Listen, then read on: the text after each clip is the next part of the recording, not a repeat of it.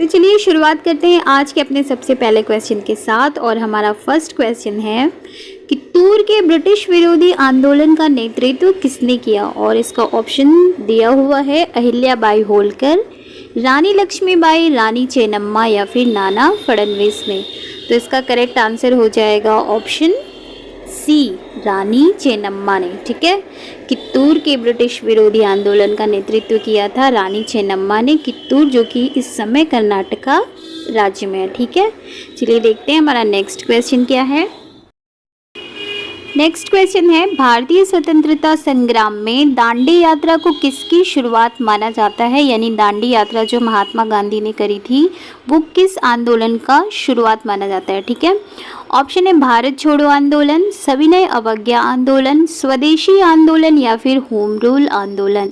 तो इसका correct answer हो जाएगा ऑप्शन बी, सविनय अवज्ञा आंदोलन। ठीक है, महात्मा गांधी जी ने जो दांडी यात्रा नमक कानून तोड़ने के लिए जो दांडी यात्रा करी थी उसको माना जाता है सविनय अवज्ञा आंदोलन। ठीक है, नेक्स्ट क्वेश्चन है खालसा की स्थापना करने वाले कौन थे। ऑप्शन में से बताना है कि कौन थे जिन्होंने खालसा की स्थापना करी थी। ठीक है, ऑप्शन है गुरु नानक देव, गुरु अंगद देव, गुरु गोविंद सिंह या फिर गुरु तेग बहादुर। तो गुरु नानक देव ऑप्शन में देखते ही आप ये मत टिक कर दीजिएगा कि गुरु नानक देव ने खालसा की स्थापना करी थी। खालसा की स्थापना करने वाले गुरु थे गुरु गोविंद सिंह जी। ठीक है, तो ऑप्शन सी इसका बिल्कुल करेक्ट आंसर है, गुरु गोविंद सिंह जी ने खालसा की स्थापना करी। नेक्स्ट क्वेश्चन है उपनिषद का क्या अर्थ होता है। ऑप्शन है गुरु के पास जाकर यानी उनके पास समीप बैठना, राजा के पास बैठना, माता के पास बैठना या फिर आज्ञा का पालन करना। उपनिषद का क्या अर्थ होता है।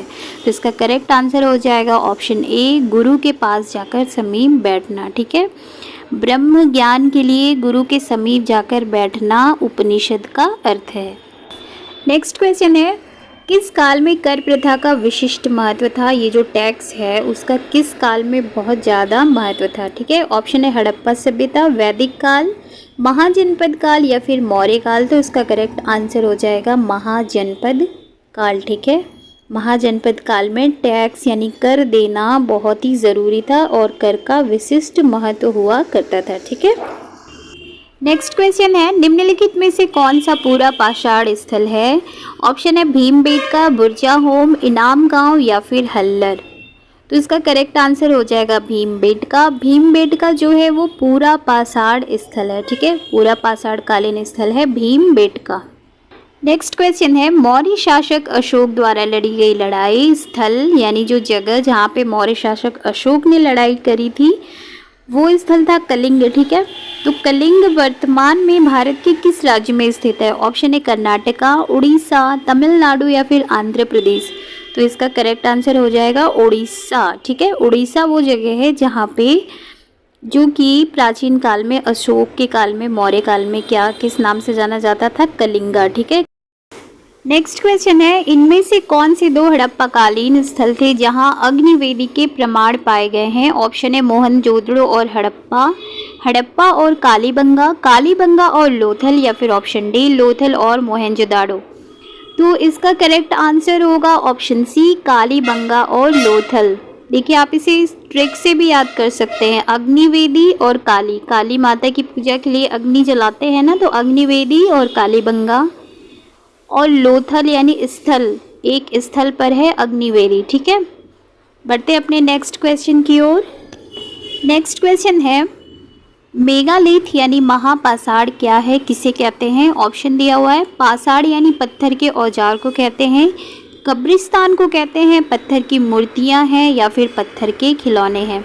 तो ये जो मेगालिथ है महापाषाण वो होते हैं कब्रिस्तान। ठीक है, कब्रिस्तान को कहते हैं मेगालिथ। ठीक है, नेक्स्ट क्वेश्चन है किनका विश्वास था कि केवल जो अपने घरों को छोड़ते हैं वही सच्चा ज्ञान प्राप्त कर सकते हैं। ऑप्शन है महावीर एवं पार्श्वनाथ, महावीर एवं बुद्ध, बुद्ध एवं मक्खली घोषाल या फिर वैदिक मुनियों का। तो इस पे मैंने लगभग 3-4 वीडियो में मेरे ये क्वेश्चन है। तो इसका करेक्ट आंसर है महावीर स्वामी और गौतम बुद्ध दोनों का ही ये मानना था कि केवल जो अपने घरों को छोड़ते हैं, गृहस्थ आश्रम का त्याग करते हैं, वे ही सच्चा ज्ञान प्राप्त कर सकते हैं। नेक्स्ट क्वेश्चन है, प्राचीन काल में श्रेणियां क्या थी, किसे कहते थे श्रेणियां? ऑप्शन ए गुप्त शासकों द्वारा जारी सिक्के थे, वैदिक शिक्षा की उपाधियां थी, व्यापारियों के संगठन थे, या फिर नृत्यांगनाओं को कहते थे श्रेणियां? तो इसका करेक्ट आंसर हो जाएगा ऑप्शन सी, व्यापारियों के संगठन। ठीक है, व्यापारियों के संगठन को क्या कहते थे? श्रेणियां। नेक्स्ट क्वेश्चन है, आर्यभट्ट किसके दरबार में रहते थे? ऑप्शन है चंद्रगुप्त द्वितीय, समुद्रगुप्त, अशोक, या फिर हर्षवर्धन। तो आर्यभट्ट जो कि प्रसिद्ध ज्योतिषाचार्य थे और गणितज्ञ थे, वे रहते थे, उन्होंने चंद्रगुप्त द्वितीय के दरबार की शोभा को बढ़ाई। तो इसका करेक्ट आंसर हो जाएगा चंद्रगुप्त द्वितीय, यानी कि ऑप्शन ए। नेक्स्ट क्वेश्चन है, किस राजवंश के शासकों को दक्षिणापथ का भगवान कहा जाता था? ऑप्शन है चोल, सातवाहन, राष्ट्रकूट, या फिर मौर्य। तो इसका करेक्ट आंसर हो जाएगा सातवाहन।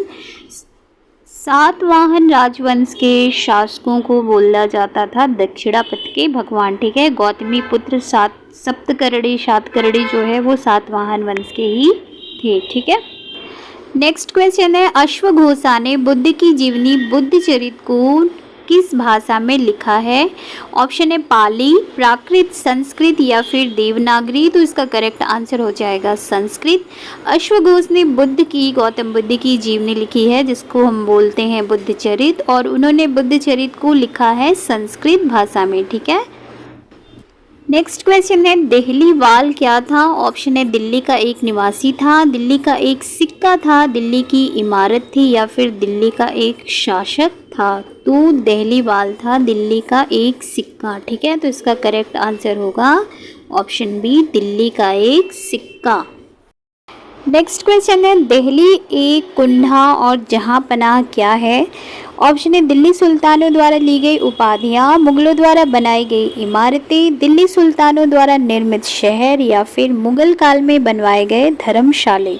तो इसका करेक्ट आंसर हो जाएगा दिल्ली सुल्तानों द्वारा बनवाए गए शहर। ठीक है, दिल्ली सुल्तानों द्वारा निर्मित शहर को कहते हैं दिल्ली एक कुंडा और जहांपनाह।